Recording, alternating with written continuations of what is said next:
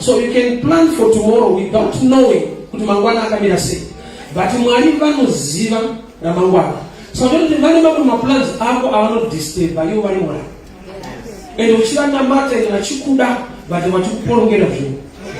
Maybe to put it such a way. Nokuti pane zvavanoda zvakakunakira zvaunogona kutadza kunzwisisa today. Romans 8:28 painoti all things work out together for good. Panoti all panongoreva kuti zvese. Whether good or bad zvinoqualify muzvese. Whether unozvida uzvide zvinoqualify muzvese. So Mwari vane formula yekuti all things vanonamatwa nemunhu anoda some things. Tine vanhu vanogona kuto backslide nokuti Mwari arikushandisa all things ivo vaida some of the things. Nekuda kuti zvirikuitika zvacho havazvigamuchire tarisiro nezvavanofunga nezvekudandanamata Mwari zvinofanirwa kufamba so. Yet kupreya paanobva kupreya anoti thy will kuda kwenyu ngakuitwe but iye ari kudawo kwake. So paunoti kuda Mwari kuda kwenyu ngakuitwe uri kusarenda kuti your will is powerful than my will. Saka pane danger ndepekuti Mary ane nhumbu 9 months every pregnant but birthplace yakaprofitwa haizive nekure. So Mwari vari kushanda nemuhedheni enemy King ainzi Augustus ndiyakati munese ngabve pari ainde kumusha kwake. So havasi kuenda by choice.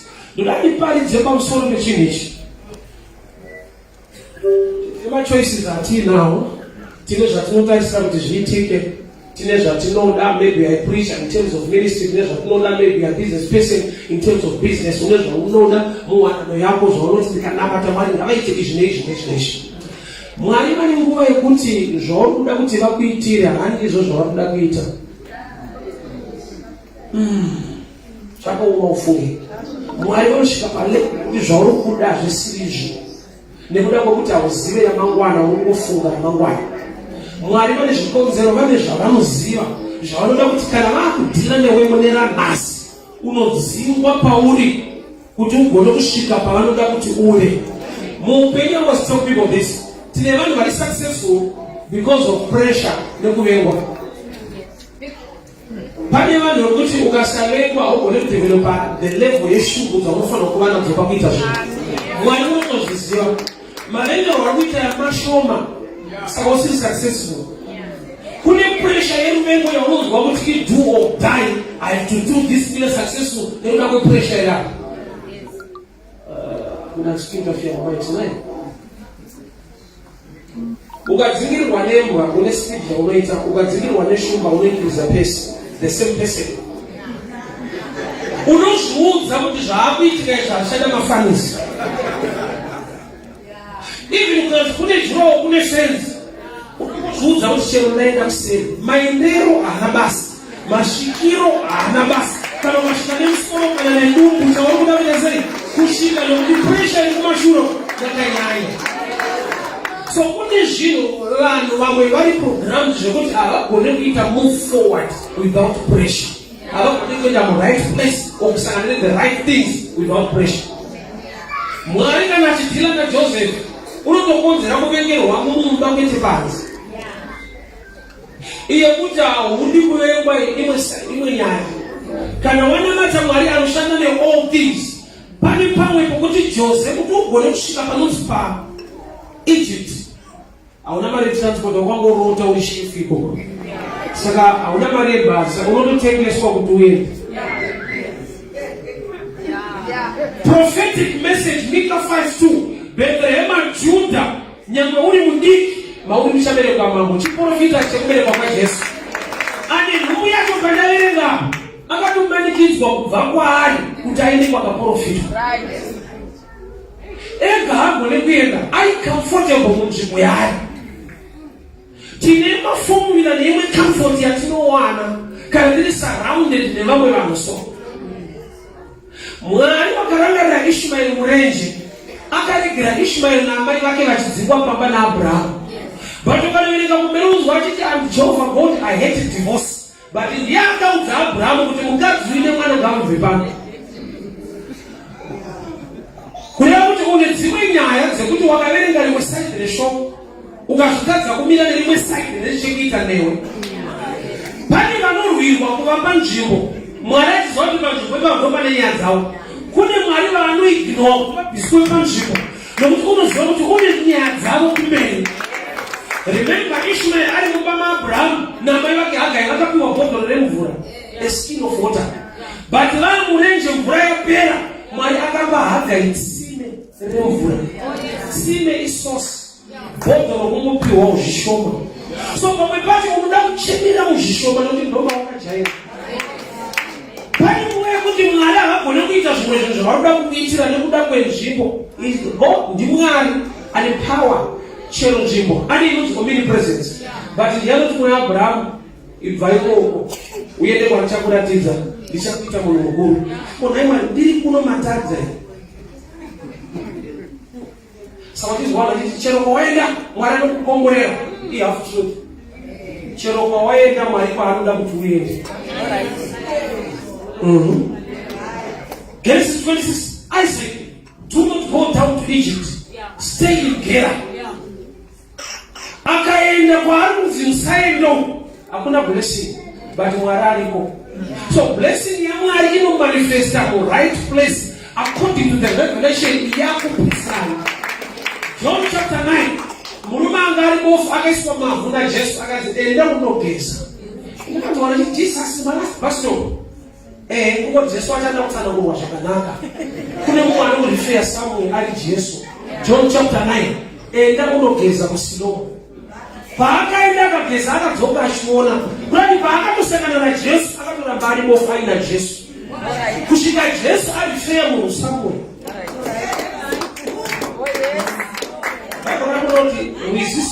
Siloamu zvinorati to be sent kana kuti kutumwa.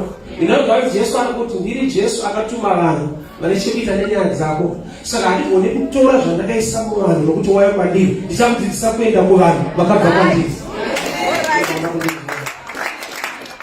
Hatinamate vanhu but haugoni kunamata zvisina vanhu mukati.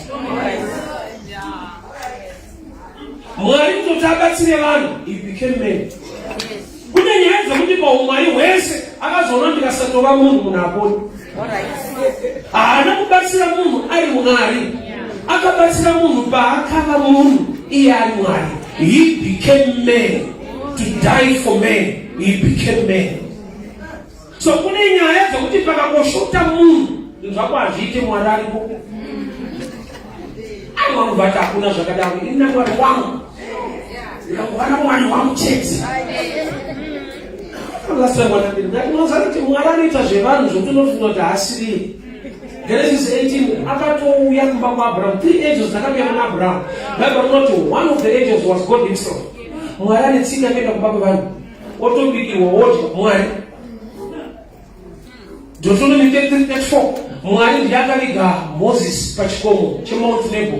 Nanhasi hakuna anoziva pane gwara Moses. God himself came down and begged man. Mwari wanoparidza iwo anoenda kunhamo. Iye achimutsa akafa pakarekodwa kuti pane paanoenda kunhamo.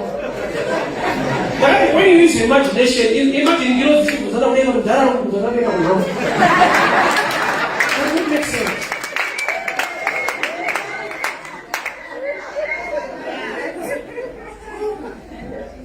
Kune zvokuti kana Mwari vakada kukuitira hazviitike kana pasina munhu.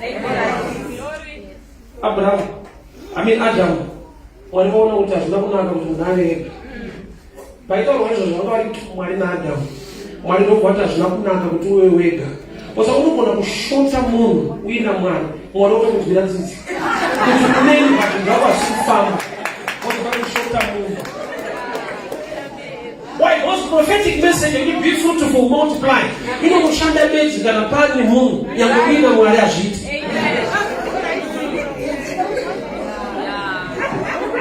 Help yaAdamu kuti Eve awanikwe. Zvati vakatsvaka kwese mubatsiri akafanira akashaikwa. Ukaona Mwari akushaya zvinhu pane kwazvawanikwa kumunhu. Vakavhura rutivi vaAdamu vakabvisa mbavha vakadzoka vaina Eve.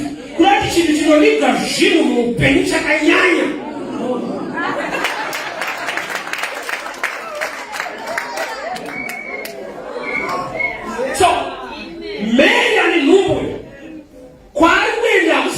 anobva.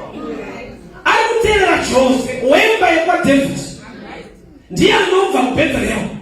Asi unochiziva here kuti Jose haasiriye muridzi wenhumbu. But ukasateera Jose pane nyaya. Munhu akadai naMwari anogona kushakushowa kuti ndine zvinhu zvako, but ndiani anonoka zvawakatakura.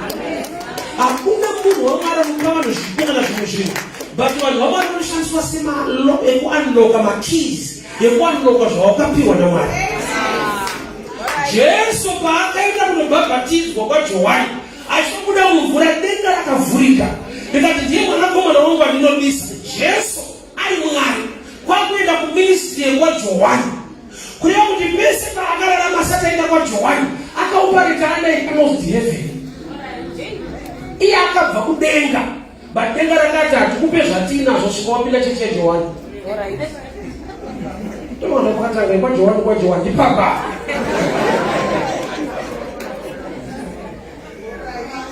The heavens were unlocked. Nekuda kwokuti aenda kuministry yaJohn. Mary nhumu yakaisa Jose aigona kuganza kana kudada kutodadira Jose wacho kuti tsango dzandinazvo ndezvemweya, ndakatotaurwa nengirozi kwete nemunhu. Saka wega undida undine zvandinazvo ndakasarudzirwa nedenga. Yeti denga rikutoziva kuti chakatakurwa naMaria chinoberekwa bedzi kana aenda kune munhu asina kumupa dhuku. Panoke mushomshekwa baba. Handini ndinokupa zvinhu, but ndinogona kupiwa nyasha yekuanloka zvakaitwa naMwari mauri. Jose haasi muridzi wenhumbu, but ukasafamba naJose ukasaenda kwaanobva ukasawirirana naye, nhumbu yako ine nyaya ine chaovhachu. Why? Nokuti birthplace haisi connected naMaria. Birthplace ndeya Joseph. Vanhu vakateerera Joseph, kuteera asina kukupa nhumbu. Zvinhu zvaunogona kuignora nosiyana nazvo kuti hausi muridzi wenhumbu. So I've seen people when they get the revelation, anobva ati ndabasa nemunhu chero kwandaenda ndinonamata Mwari ndiriko. Mystery kingdom ndei kana John 9. Jesu paakati kubofu enda kunogeza kuSilomu, anozoziva kuti chero pane mvura unogona kugeza. So he mentioned the river by the name. Iko okaiswa mavhu kumeso ukangoti pane mvura ere ndigeze unopiwa mvura nevanhu. But Jesus, Jesu haana kuti geza, akati enda kugeza kurwizi Silomu. Silomu, which means to listen. In other words, Jesu ari kuti ukageza chero wageza upofu hauperi but mavhu anobva. Tine vanhu vaakunamata but vane nyaya dzisiri kugadzirika, but hazvinoti havanamati. Vakageza pavakaiswa mavhu, havana kunogeza kuriver Silomu. Why mention the name of the river? Mwari vari kuti ndakadelegata grace nenyasha, haisi yese mvura inokupedza upofu, imwe inokubvisa mavhu, but upofu hwako kuna anonzi Silomu, the one sent concerning your blindness.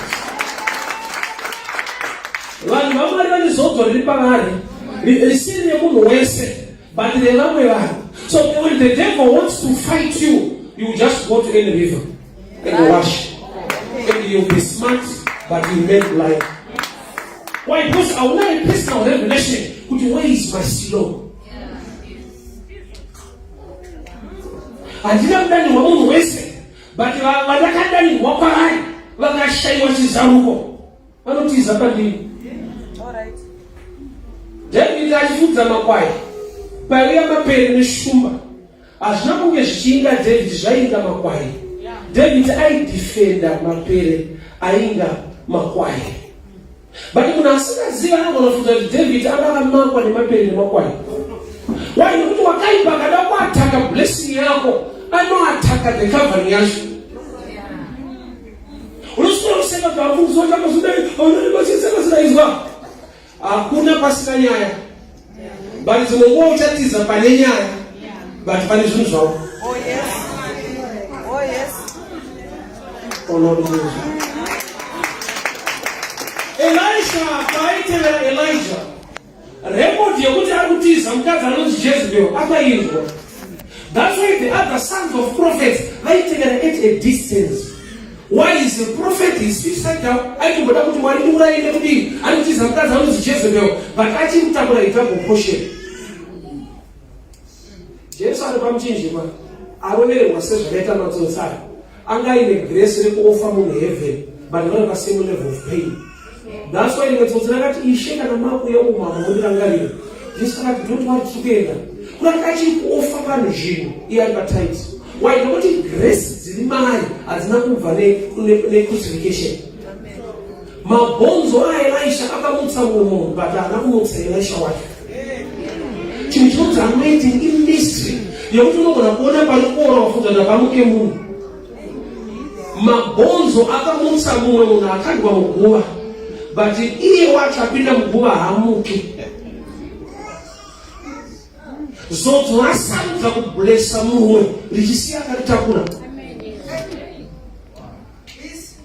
Men Joseph, I don't give us one of cats.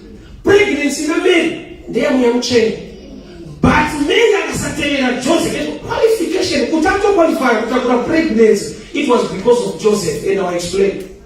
But she wanted because she was a virgin, I know. Jaganyo is over. But it matter of anyone said. Anessa. Bethlehem is one mother. She was a virgin, you what story. The real thing, she was in love with Joseph. Yes. Then I don't talk, I'm scared of the moon.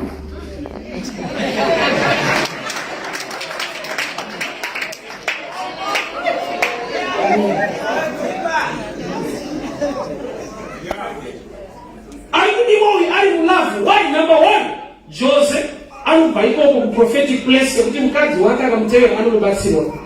number two, Basarake career physically. He was a carpenter. Unoshana is beginning of Mapranga. Just what I do, Achabata Basa, but beginning of Mapranga, but for Calvary. Achabata Mapranga, I was speaking. Profession, young Joseph was prophetic to testing, getting to brush. Imagine for 30 years I was saved by Joseph. Physically, which for by Shada is Sakapenda Jesus. No wonder by close by another way, I don't want to get it. Why? Because when I shall 30 years, can't finish. I never know what to begin one day. Why the Banuka Matanda one day? Why the Banush buy one day? So Banu were for few hours. As you did say with Baba Giri, what did I see here? Takano is big, who are there? Profession, Joseph. Yet a key who destiny is a Maria. So Maria Bana, Sutera Campano, I would tell you a later to Numbiacha in the cake.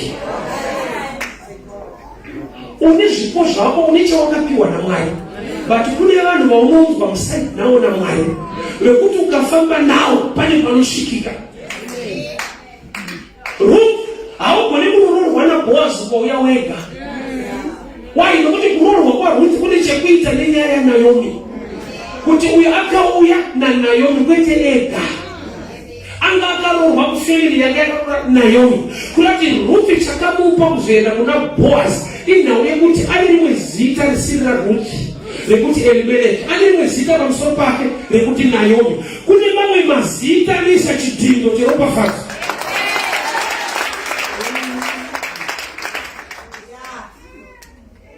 Ashaita kutangu ya muda watu boss wacha kupita kumuona. Wakawi ya sei.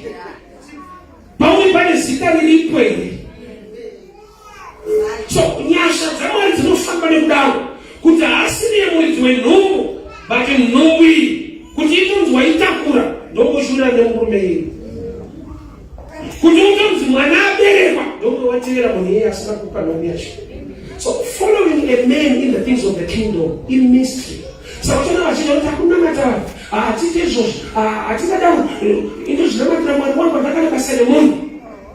Apana Paulo avoid a chase Panama. Apana Paulo avoid a package of shortcuts. You wouldn't just remember one, I'll avoid this man, I'll avoid this woman. What's the name of Namatan? Munanibasari, Munesa Namatira. Izwa apana pa uchona mwali bali mfuna kutenda kuti mwali alipo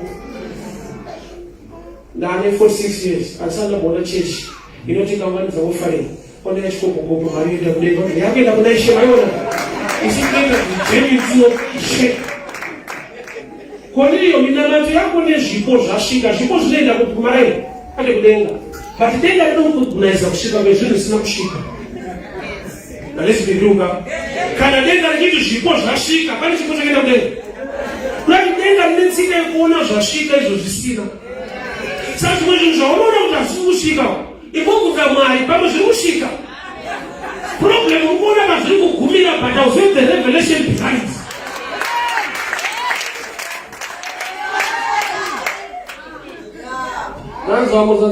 Church, they want to have this.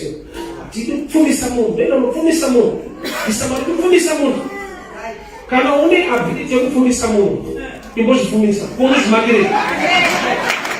Can only go down promise someone. You must tap by you.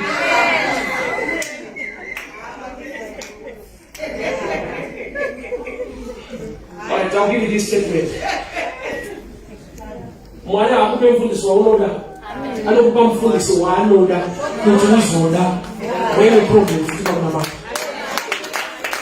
Ngani vana aupiwe mwana wa unoda unopiwa mwana wekuzoda. Alright. So ndino nokuchachi ngoba nozondichamba kuti ngoba otoda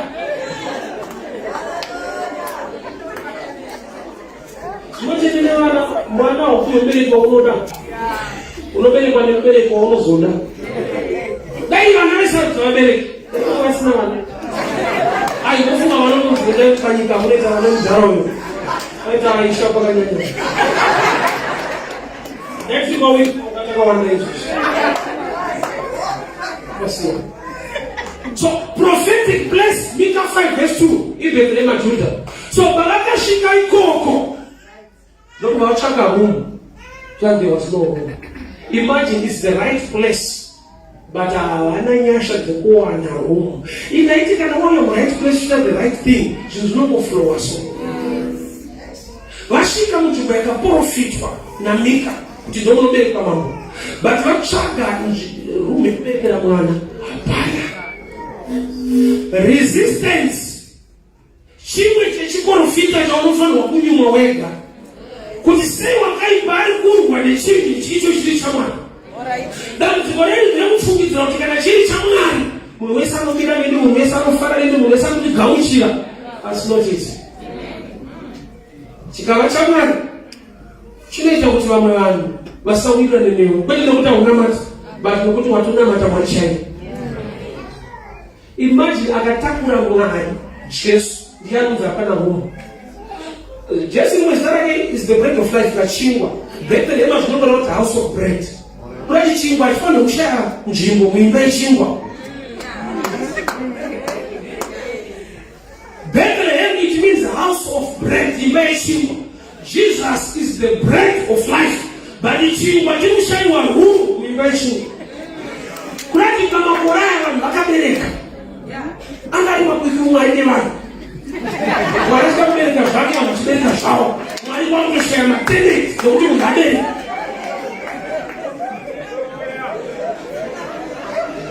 There was no room. But what is the right and the prophetic place? Zanga zile chileo. Uza mwako zangu zile chileo. Resistance yangu ile chileo. Kuna baba zungita zile chileo. Na yakatendeka. No matter resistance ilipo, but aninoziva chete, ani zvimwe zvakanakisa zvaanoda kukuratiza. The devil works for God. It's unfortunate hazvizive because has pastorali. Why Bible not when the enemy comes like a flood, the spirit of the Lord will raise the standard. Like kune ma standard alunguya kwete ne prayer nekumakwa. Problem yako kumakwa uninoda kuraisa. Bali kumwe kuraisa kusine ine prayer. When the enemy, not when they say to pray, but when you fast or when you pray, but when the enemy comes, so may the enemy come and may you see your rising. Kuya kwao kunecha mwita, nezumenya ya zaka.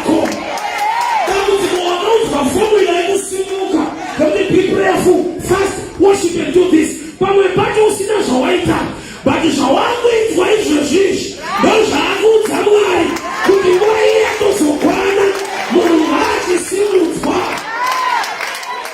The devil is not aware. It's not aware. Saka unoramba achiuya for your standard to be raised.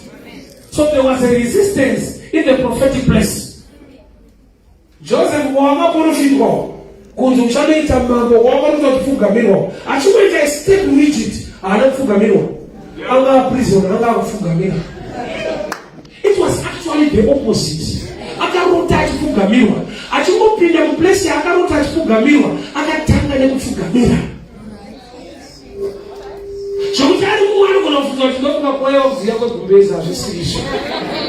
There are people, and profit, but there are people who are in the right place, right job, right everything.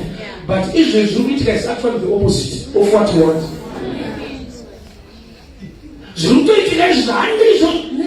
Qualification yako. Wakati ukiwarata alipindirani, hivi Maria mtabira alipindirani kufunga kwako. But alinoziwa kuti Mwari waona mata mutendeka kwake. Unotoziwa kuti kana pakaita resistance. But mwana anobatwa chete. Mary vakashaya rume kuberekera mwana. Chikonzerona Maria wacho, the revelation is too low mahali. Watu mchayatangwa na Maria haasi unu. And I explain. Achitoenda Jesu kuna Johana tuona Jesu achiuya anoti gwayana kwa kwete Mungu. John is mature spiritual. Pangoni pamu nachisamba anaona gwai. Sasa tuna problem yako usimachiwa pale kwa unorota muka hauziwi mtu wanu. Kule manoti wakaona Mungu wanaona muka. Kwa kwete wanoti wakaona muka wanazoa mtiteta.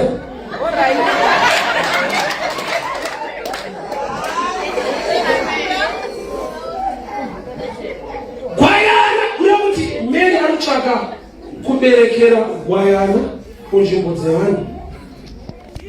Saka Mary aenda mu wrong place by revelation, right place by understanding. Paada uberekera mwana akaberekera wetete ezvaada kubereka. Abviswa mu environment isinayi ndokubva vaenda kudanga. Waibhozi makwai nemombe nezvokumatanga. So paaenda kumatanga aenda mu right place by revelation, the wrong place by resistance. Mombe hazina kunetseka dzakakireta space kuzwa kumuweno. Mukati nozvisaka.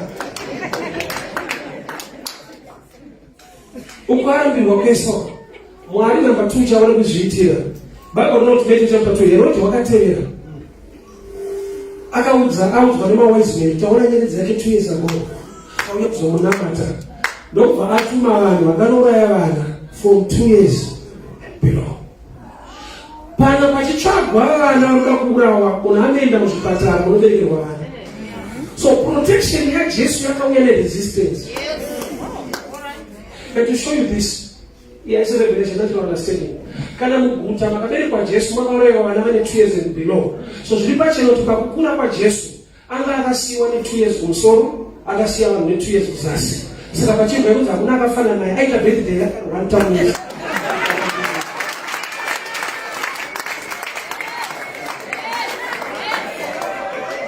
Hakuna munhu angari paeji yake. Kana pakauyiwa wane 2 years and below, zvoreva kuti iye mutani yake airamba ari 1. Saka ndemba kuti hakuna akafanana naJesu ishuwa. Yakasiyana.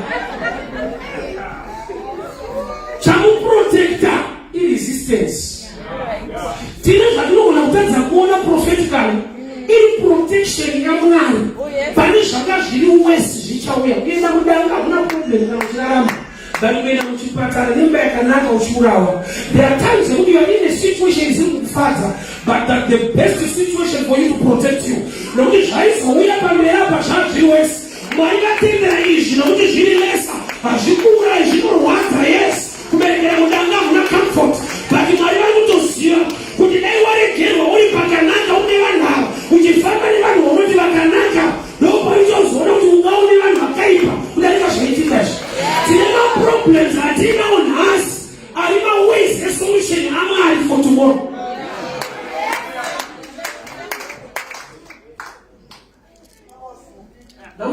ndekuti atizira tongwana tinokufunga. Because there are people who are not chemera so they are very close to me. We are this year, we are very pandemic. Resistance was one of the ways that God used for Jesus to survive. Vana vese vakaura vachakapa Jesu kupona haana kuwana angarudanga. Saka vari kuuraya vana havaende kumatanga, vanoenda kuzvipatara. So protection yaJesu ine chekuita nemenja, ine chekuita nekudanga kwaaenda, not by choice, by resistance. Uchinamata kuti dai Mwari vakandindwa, vakakunzwa ndosaka wakamakwa. Onofunza kuti pamwe dai wakadiwa. The devil is so cunning. Pamwe pacho anotaura rudo asingataure rudo. Ndaudza pana wangwana boys vandinaro. Generation mazamudi pataitira. Ukati kumusikana I love you, akati I love you too. Shato which place? Data. My names. When I love you in this camper. Wait. But when you will take it next week.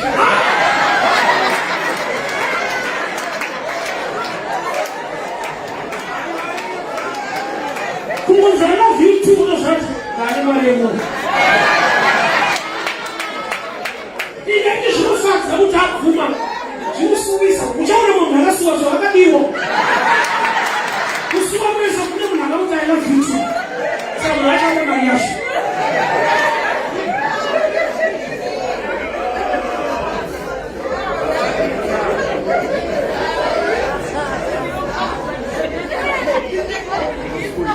The devil, ashika level, yakubuka sasa kurunga mama iwe resistance, nobody favor yako, kuma mshirika, kuma kuzingwa, kuma kutizwa, nikusuduru kwa melani. God is planning something better.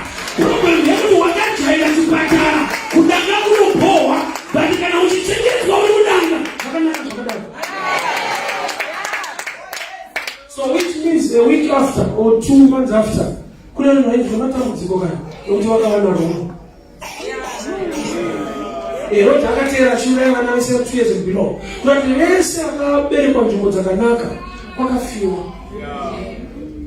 Akasema hivyo ndio kudanga.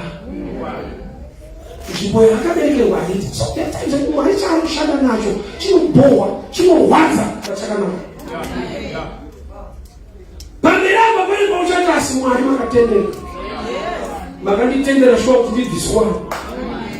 Uchitopanda uchifunza utinosha kakunakira. Pale pa ukutenda mwari Pamela. Kilonda muvimba uri mwegoresa kwa taksiyana nini na unakurumika kuzoti. Takasanga na after 3 years kana simwari makatendera. Kune mwari sana para ngozi.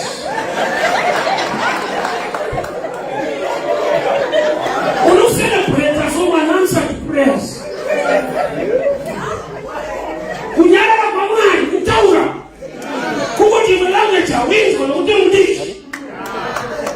Na abra na mai waitaura, basina kutaura. Kama kanskama msikana kwa wenzi, waipiwa ziso. Waipiwa sawe ganyashi. Unatoshiwa. Nimatarisira kuroho. Munomachi wa kushikapa level ebuzu wanana msina taure. So in the things of God you need to grow. Even in silence yake Mwari. Even mukuresist kwa nyangu. Unazwati nukuti Mwari kaneni chinechilewe. Kuma kusafari wazo. Nomi na mato yangu weka mzuhika. Batu wakasema muzika. Mira ni wapozu na Mwari so. Wanafanya kuramba hili yote katira na nyoe. Ubeka yema. Kulo resist kwa Mungu. I will prophetic place. Ruth was not celebrating more when Boaz. There was a first kid when in Redeemer chapter 4. Akapi opportunity na Boaz. Kuchichora iwo ukarekeza ndozotora. Mume angata jigone. Ruth anamtanganya kudiwa kubetele makarambwa. There was a man ahead of Boaz. Akabisa shabu zake as a sign. Yakuta ajito tutole Mungu. Kuzaenda bana Boaz ndo karambwa ndo mtsama. Bati kurambwa kuno boa. Kutashike pana Boaz kule mumanga afa mu relationship yake ana maloni. Python sorry dendera izo kwaenda manje kaninayo. So there are times you want to interpret situation yako kuti ine chirevo chakanaka. Kama kamsaka mushirika ikaka ndo kakakota favor yacho. Nokuti uchabva kuti munesha chakukwadza. Vachabira newe wozokuhisa pambira. Zvokuti Mwari utowabvisa kwaita zvinomupowa. Pane zvokuti nokuti answer set wasati zvaitika. You are crying. Tasi Mwari. Mabvisire vanhu padini. Mabvisire munhu ndaimira naye. Mwari vaitiriwe izvi. Unodzingwa kumba kwaAbhurahamu naMwari waAbhurahamu. Wotoenda mugwenga. Wotozodiscover kuti kuna Mwari anopafadza mugwenga. Wakadzingwa kumba kwaAbhurahamu. MuBethlehem imomo. Vanzi pano no, apa no, apa no, apa. Kuenda kudanga isi choice. Resistance, no option. But mwana akazorarama anotitenda damba. Takumana dai tisiri mombe vanhu vanondura isi. Mombe sina kuvuma ndanyengetedza nawo vanhu vakandikuwadzisa. Wai kune zvakatirira ikoko. She was in the right place, prophetic place, but there was a resistance. So every place in a blessing yako munotoda kuti uwe mature kuti urambe urimo mune resistance. Pese pane chakakunakira pane nyaya dzekuti ukasakura nokuti wakaipaitwa hapo nekutora blessing yako but anogona kusudurutsa iwewe kwa blessing yako. Kenani uramba iriko but kupinda ndo nyaya. Kwani kuti Kenani hakuna kupinda ndo nyaya. Wakaipa hatori chinonzi chako but anosudurutsa iwewe pachinhu chako. Unozvinyimisa wega nezvaunoona nekufunga nezvaunoutwa. The same devil aikunetsa usati warohwa ukarohwa apete maoko taarohwa chemusiyana anokwenya madhimoni anonetsa marriage kuti auya ikoko. Sotaime iwai madhimoni anoshandisa basa ukapinda basa don't relax anokwenya madhimoni anokutaura mashandire mahara. He's the same devil, but I think I don't graduate anymore. Resistance hii. Ile chekuita ni chakanaka cha Mungu na Mwari. Mwana wa Maria. But Maria akasafisiwa. Unonipa akaenda kudanga hicho it's okay. Aichema kudanga hiyo. Asi Mwari mkada alichopani makataona ningiro zikwenda ndoje kwa profi. Sasa tunaona kuchema right now. Nikuda kukuti ma-answers avaida asiwa wakasangana nao. But Mwari anokuda une chireo. Unoziva zvinoteera kana wa-accept violence. Kune vanhu vari right today, vasiri right tomorrow. But Mwari anasudurutsa pauri, unojaja nezvavakakuitira kwete zvavaizokuitira. Why nokuti hauzivi. Kune blessing ine chekuita nevakabva pauri. Abraham, Genesis 13, aina Lot. Akapa Lot option. Enda hapo atinga mbema fursu duka pano. Lot nekusangwarawo. Anozati Lot akasina Pauline. Mwana wakadana Abraham. Lot akatevera. Mombe za Lot zikawanda. Kwete nokano nabati. Arikuteera pane ropa fazo. Mweche nerozoti kana uri pane ropa fazo. Inokupa kungwara. Nekuona, nekuziva.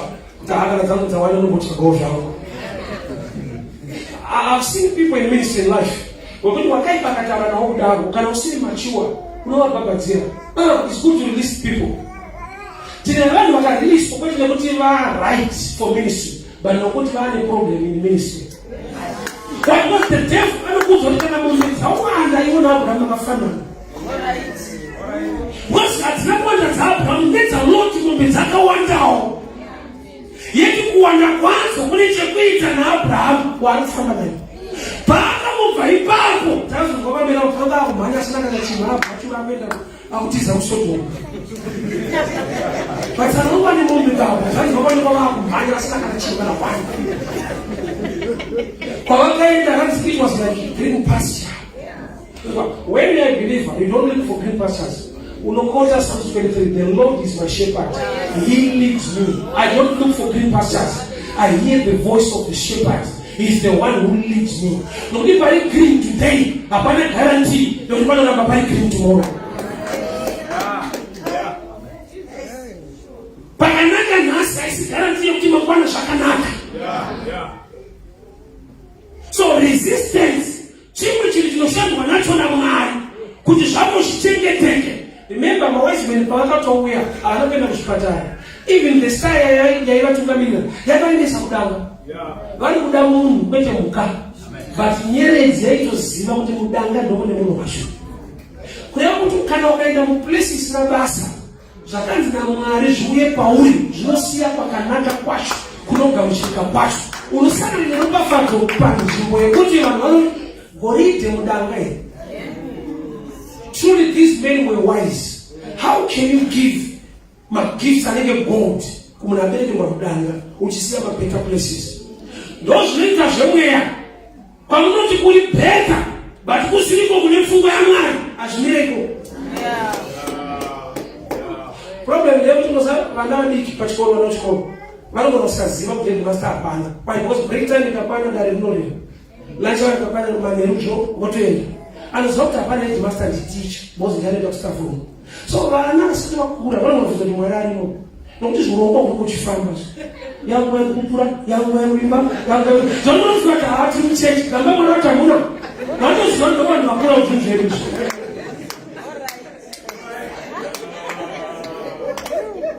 Maura wapinda pale mchechi kwa senza, na tunako kata nyewa kumeni. Na mwana sita zikao. Kwa ite mbao mchechi. Kwa ito imbao, na tuna mato, kwa kata nyewa kwa kata kizio, kwa mchechi kufano roho. Kurongeka kuneta kuti vanhu vafungidzira kuti Mwari is involved sometimes. Vabereki muzvipatara zvakanaka voita the star yakanoloketa manger than a better place. It's better to be in a manger and the heavens are locating you than to be in a better place without the grace of God. Vanhu vanofunga kuti blessing inouya nekuita zvikuru, inouya nekuva naMwari mukuru nenyasha zhinji. I was relating with this joke. Mwari anoita zvokumbeni anoita zvidiki. We all know. Ndiye akasika nzou, ndiye akasika mosquito. It's the same God. Anoita zvombe, anoita zvidiki. But chimwe nechimwe mukapasiti yacho chikawana grace. Mosquito inomeza. Ikauraya. Mosquito inopa malaria. Vanhu vanofa mamiliyoni. Ausona kuzva kuti mamiliyoni haafani kuda kwenzou kukura kuna basa. Unokonzeresa kuti usaisi.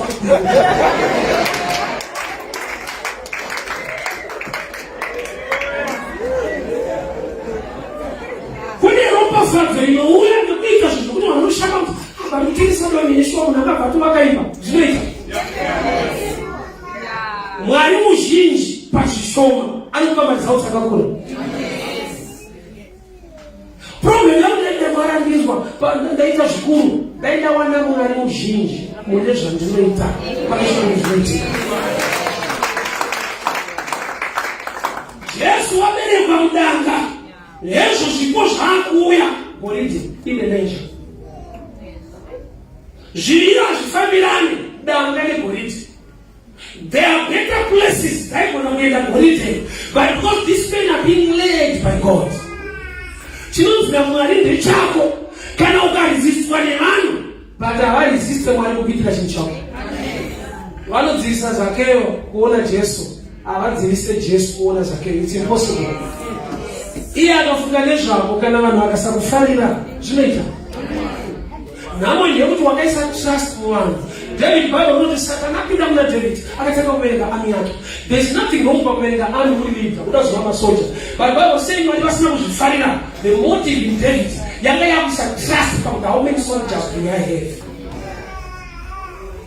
Indakaona pane vazhinji pasina impact, ndikazomboona pane vashoma pane results. Vanhu vakashona kuti mbeva vazhinji vari kwamba zvona. But sometimes we count numbers. We don't look at the grace that is available. Salemo Mwari watu kuna Gideon, dzora vanhu makawandisa. Why don't you Mwari pale mashandira vanoda kuita? Nokuti wakashanda nevashoma, you can actually see the grace. Ukashanda nevazhinji, you see human effort. Kuda environment pamabasa muupenyu muzvinhu zvavasingadi ende vakucheka every day ende vanoda kuti Mwari avandipiretisa awandire nyasha. Yeti pane dzimwe nzvimbo dzausiri kuda today but dzakatakura a blessing for tomorrow. Mwana wako haachengeteki kuona nzvimbo yekuberekera mwana anofa. Vanoda kuuraya vana vachateera nzvimbo dzinoberekerwa vana. Saka kumwe kugamuchirika so hakuna Mwari zvachose but ndizvo zvatinodawo sevanhu. Handizikana pananogona kukurana nei kune zvinhu zvakasiyana nazvo muupenyu because of pressure kana because of hatred. Zvaunotoshamba kuti zvaitika sei vanhu vasingandifarire, zvaitika sei vanhu vasingandigamuchira. Kune resistance yakaprogramwa naMwari kuti ugone kusvika pane dzimwe nzvimbo dzausingasvike kana usina kuresistwa. Ende kana wasvika ipapo you can easily testify this can only be God.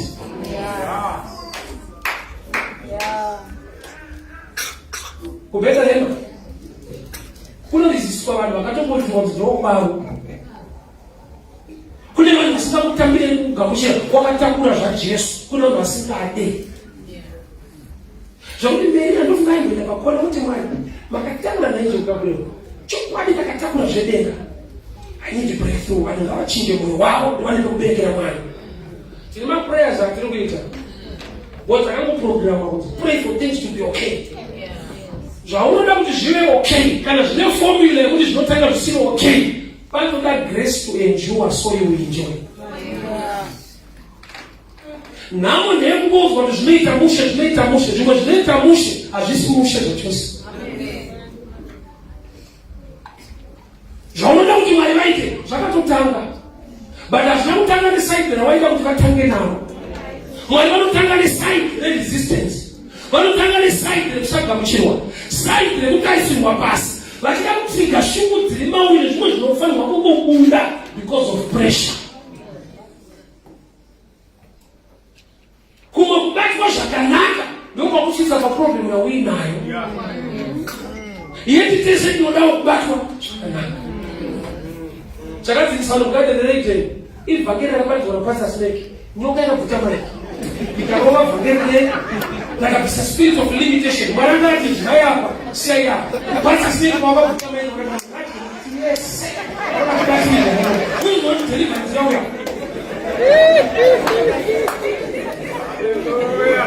Kune attack inouya negood message, not in a God's message. Beware of a good message. That is not God's message. When you want to go, I read my neighbor is on the street, a friend of mine, Akawea, and I don't know what's going on. I'll pick up on your brother. But what I for by look away someone else was. So I just said the dreams and don't think it was good.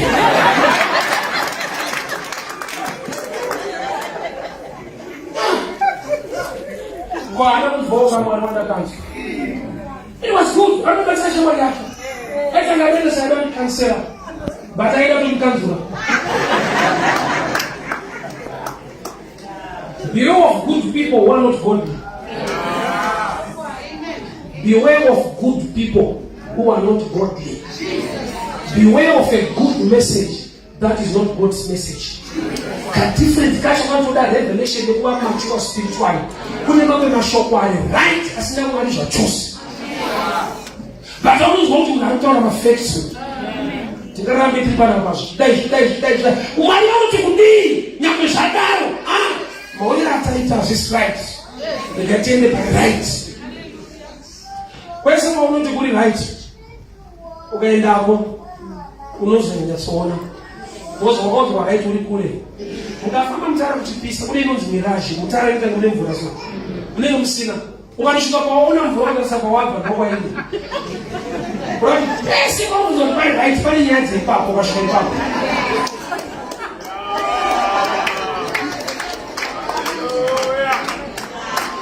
Apo kuchenja kusidenga, uchanga cheche right. Namata Mwari anoita kubatsira. Chenja kusidenga, unonyera munhu kakuchecha. Unonyera kwa kuchenjika kusidenga. Pafaini mchipatara kwa mwana, wewe unoka kupora mdele mshomo. Amori serious, kama wada tokuda, kama wada sama, maonera wani mazinozo zvakasiyana. Wesa unaona mtija church kiwanja asakachinje baby. Ani nene action za kwa hapa. Kwa nini nalo zakatana chinje. Ndio moshi zao za shoko sana ndio. Ende shawaito uko kudosha uko. Chano kuona kuchinja matauriro. Ngoje mchinja nyayasha. Yaenda chingwa matauriro ile nasongea aimu. Ndio shakata maji munilizi kuna tatatu hivi. Ombe na babo Isu tira ila sogwa. Muna rapa hiyo anapia manki. Mutama. Tukusungisa badala kwa wakati fanya utatilipana.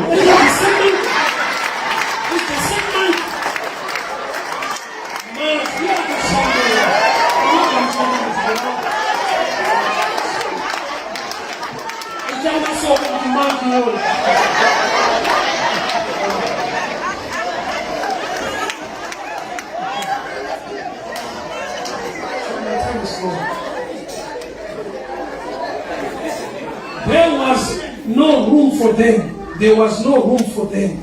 There was no room.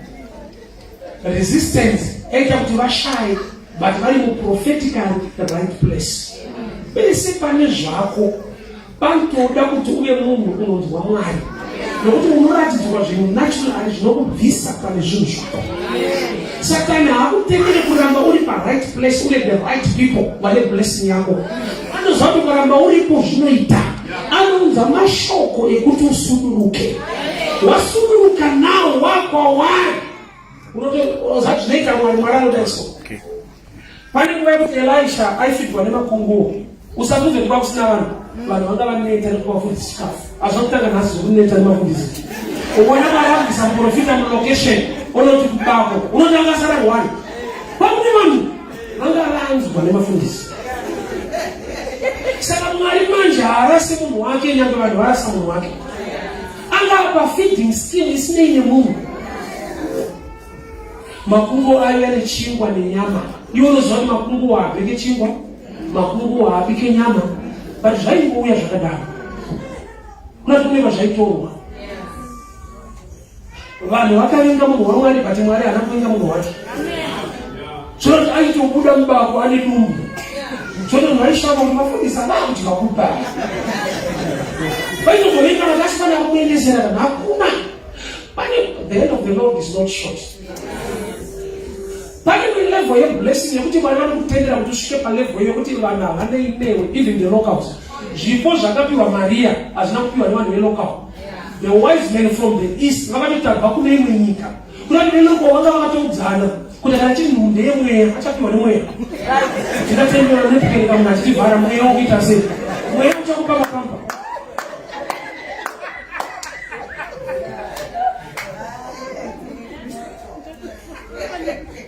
Abraham ibvaiko. There are times yekuti kubviswa kwevanhu nekubva kwavanhu mulife mako hauzvifarire.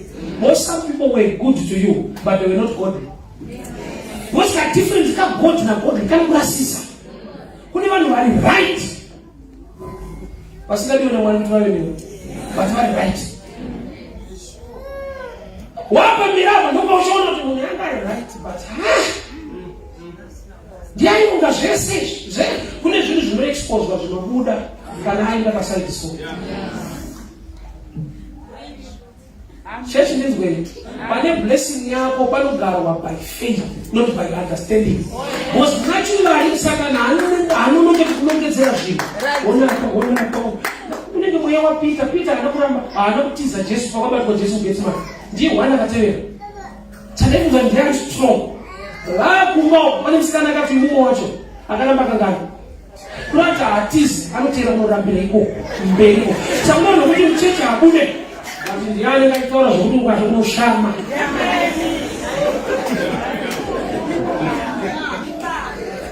Nyadzi anotaura against church but harufi. Mweya wapita ukambata hagari kumba anotouya kuconference kuzokolekta maera so kokurova zvavo.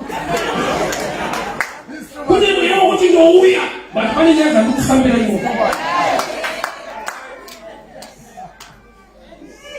Kubheterema kune nyaya. Kubheterema kunoriziswa vanhu vakatoprofitwa kuti zvinoita. Wakaipa chii chaari kutsvaka. Kana wabva mu right place you miss the right things. Anotoziva kune zvinhu zvavo zvinoitika nekuti you are close nepanozvivikirwa naMwari.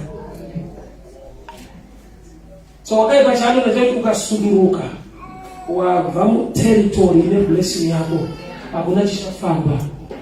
But hakusundurutse naturally anokupa zvigonzo zvonyatsoona kuti apa ndinobva apa ndigare zvakadaro. I wasn't let me this way. Unanogona kuti nyekerere ndinoenda ndinopisa muchabereki varipo wakupakurirwa waikwanisa kuti supu ishoma ikazvanzvi boza uchapakura apa wakupakurirwa une chinhu chokutora for granted zvinotozoona kuti I was close to the blessing and I was not aware. Jacob wakarara paroti akatsamira dombo akarota manera Mwari vachitoti ndinewe. But paarara haana by choice anga adokerwa and anamusamira chiri comfortable akatsamira dombo. Dzimwe area dzinorwadza unenge wadokerwa dzinobohwa but God will be speaking into your life. So zvakanaka kuremekedza dombo than pilo kana Mwari asingatauri. Akatomuka akazodza dombo akati I was not aware God is in this place. Why? Because alikani pfungwa yekuti kana pasiri comfortable wani matombo ndadokerwa ndofunga hapana Mwari. Hama dzangu pana Mwari panotoda vanhu toende mweya waMwari kuziva kuti Mwari ari pano.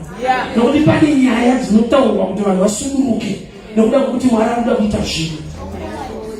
Ndoza Jesu akaudza mamembers. Ministry of Jesus was very tough. John chapter 6. Pane vanhu vakataura kuti mukasadya nyama yangu nokuda ropa rangu apinde ushoma Mwari. So a lot of people left here. Ndokubva ati kuna Peter iwe uchiri pano. Tikati tineendepi nokuti muri kutaura upenyu. Kuti panotaurwa upenyu zvisina upenyu zvinosunduruka. We are designed to learn, not to copy. Tine vanhu vanokopa vanhu vasingade kudzidza nekuziva. Asi vanhu vanokopa tine vanhu vanodzidza and you can make your own choice. Tine vanhu vane ruvengo rwokuspotwa. Hauna chawakatadzirwa wakamboudzwa munhu asingaiti ngatibve pano. Wakaita research ere wakanzwa Mwari ere tamati kana yataura topenda.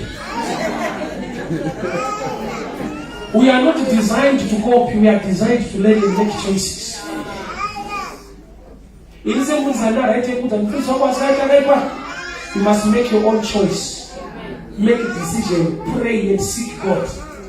Why? You don't want to Mwari mufunge vanhu ende vanotongengana. Unofana kuenda kuzvodawo. Aiwa.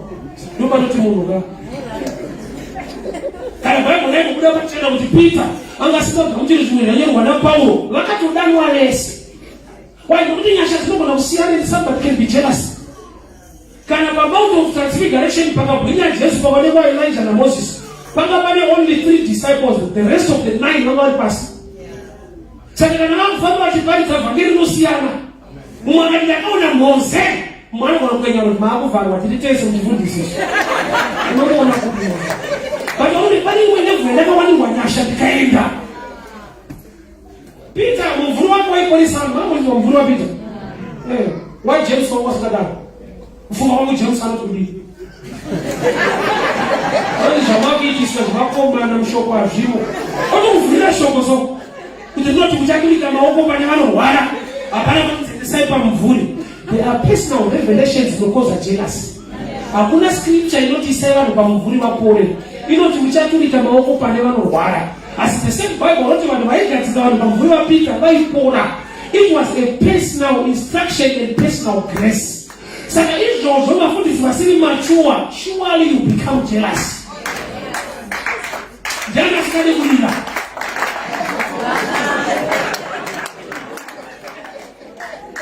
I don't know the Bible written when they were foolish, Matthew 25.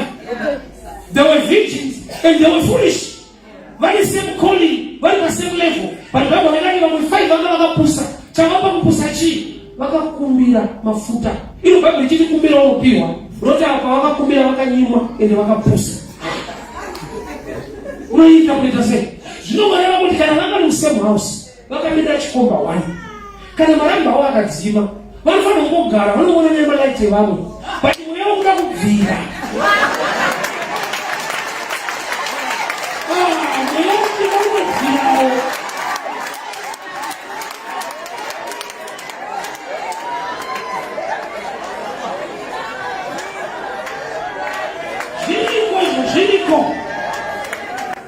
vile weka mkuta zite ndo kuchakira nyayo.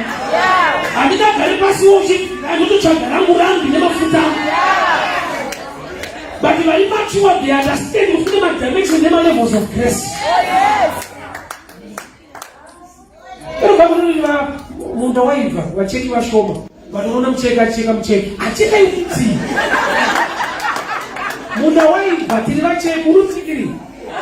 Wewe unamvirao. So ndivyo kuchaka wiki ni simu ndio ya right share kuno, we are right share kuno. Alright. Wewe sio mwenda wao ndio kule right. As long kule Mungu kule nyaya. Imwa. Wakati hadi kutumia mu right place. Mu right place anonza resistance. But aninoziwa mwana akabiri kwa shakadao. Uchabata zinonzi zao. No matter resistance, no matter what they say, but nobody wakatakula cha Jehova and ulipanji mokwayo. A blessing will manifest in your hands. Akabiri kwa manaka tubatika munjimbo ya vanzi pano afite. Right. Kutuzwe kuti unamwani munjimbo ya unolizifwa something good will come out. Wala ngashansi kuti wachibata sei takasuduruka. Kwa sababu ndio mtu atakababa. Kwa sababu ndio hapana zaonaita disipo. Anotende mahudano ndimwani. Wani, mungu nakaboya kwa ndini church za mfundi sipo. Msubutira ka timu rakaenda. Ngati wakasiya mwali. Ukaenda na mwali kutera. Bantu kalisiya nina mwali. Yo. Ukaenda ukavapa ndini. Ukalisiya ndinamata mwali na problem naso. Bantu batakula mwali. Nokuterera. Awa batakula mwali kutera. Bantu ukaenda hapo kalisiya nina mwali. Anyazise. Zvinatidza pakabviwa neshasha. Saka vanozvigona sei takabva. Hamuna kutakura Mwari. Vanozonamata Mwari anoshamisa anoita zvinhu. Vasarokodza vanhu vachiti kana tikumhoresa achiti ndiwo uchiri mupenyu. Palisti vanhu vafanirwa kufanga pakolisi. Kwa vanonetseka sei kuti uchiri mupenyu. Ndizvo zvino chinouraya. Mupfungwa make ndozva kuti timunoenda. I want us to pray. We can stand up. Your prayer and my prayer tonight. There will be no matter resistance. No matter